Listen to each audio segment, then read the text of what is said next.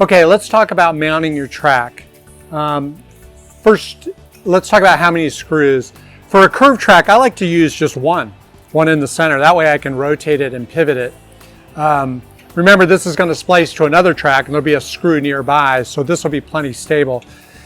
For a straight track, I like to use just 3 screws. Remember, this is netting. You're not holding up Gibraltar, you're holding up netting. So remember, there's going to be a splice that is on the ends of each of these tracks.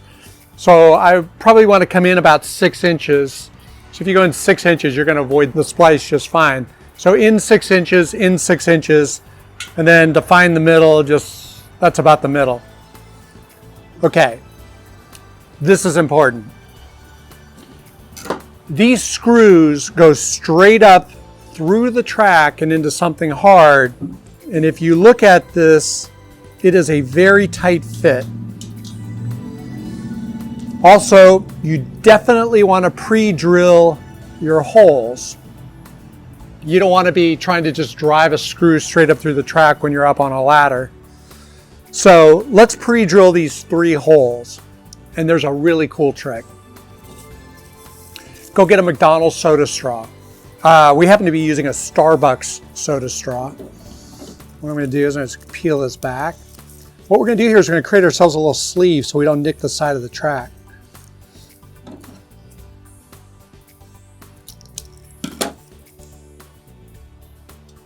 There, I got myself a little sleeve, and the head of the screw will go through the sleeve just fine.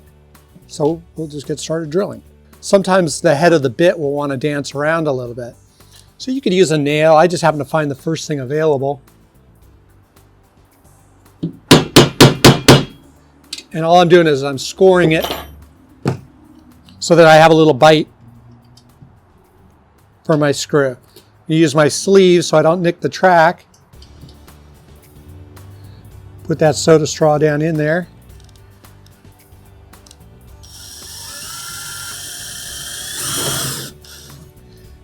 Also, make sure you have a little protection. You don't want to drill into mama's table.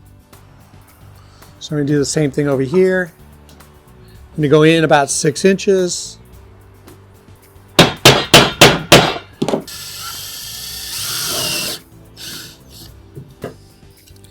Curve track, soda straw. I'm in the center of the track so I can pivot it.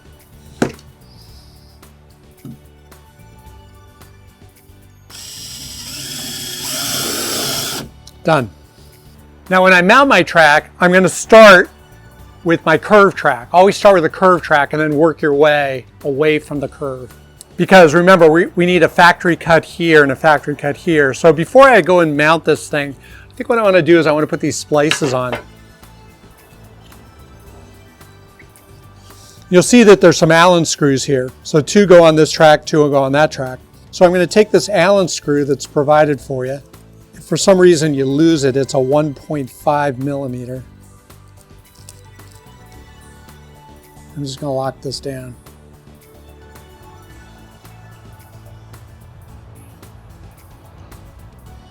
Once these are tight, then you can confidently screw in both sides and you know the butt's not going to shift. Okay, let's hang this thing. Okay, so I've taken my screw, I put it in a soda straw as a sleeve to protect the edges of the track. I'm going to put it in the hole here. Take my drill head. Notice I have a drill shaft that's long and narrow. So again, so I won't risk dinging the track, and I know I can get all the way through. Okay, I don't want to quite screw it all the way in because I need a little bit of room to get this track in with the splice. I'll tighten this guy up later. One reason I let this screw loose is so that I have a little bit of play here. So I can easily tighten these boys. And I want my joint real tight. Again, remember, we only splice factory cuts.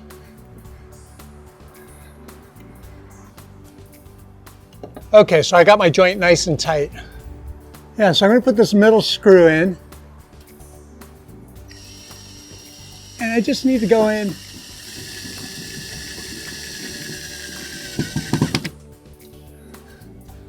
just enough to hold it.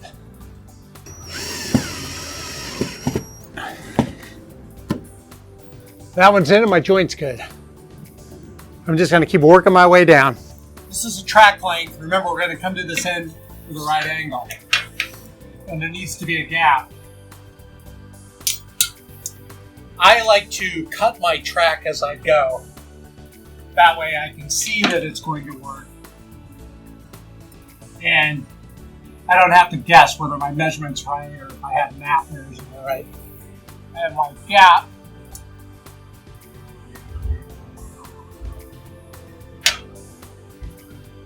I mark it like that. So now we're going to cut the track with an ordinary hacksaw. I made my mark and now I cut.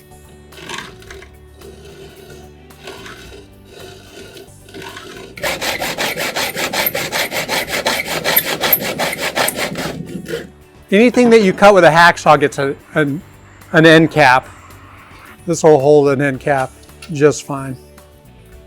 This is a little 5-foot track. So again, I'm going to go in 6 inches.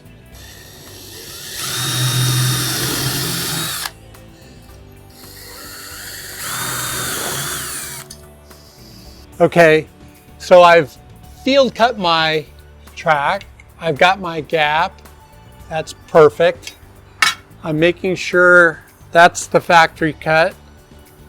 That's my cut. And put it in the splice. Get my joint tight. So we're going to tighten up our joint. This is a 12-foot side.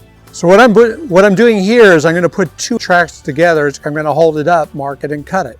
So the most important thing is, while it's down here, I need to get my joint right. Okay. We got a good tight joint. But I don't have to worry about being wrong on any math. I can butt it up there. I can bring it over here to my 2-inch gap. And mark it. Okay, so what's important is we need a gap on any given segment. Our gap is going to be at the right angle. So I can go ahead and abut this to the wall. Before I start, I'm just going to put the end cap on.